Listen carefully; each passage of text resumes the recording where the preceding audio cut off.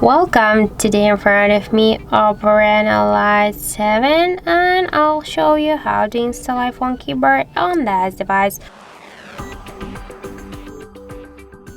So let's just first open the Play Store application because we should get the green Apple keyboard from the Play Store. That's why we should install this application. By that, just tap to install and wait a couple of seconds while this application downloading and then installing on your device. After that, we should just open the application and click here enable in settings.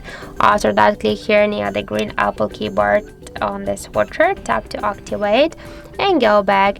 Now just tap here to switch input methods and switch your currently keyboard to the green Apple keyboard.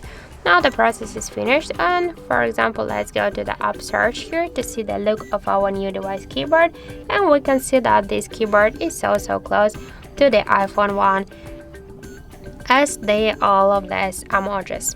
So that's it. Thank you for watching, and if you find this video helpful, don't forget to leave a like, comment and to subscribe our channel.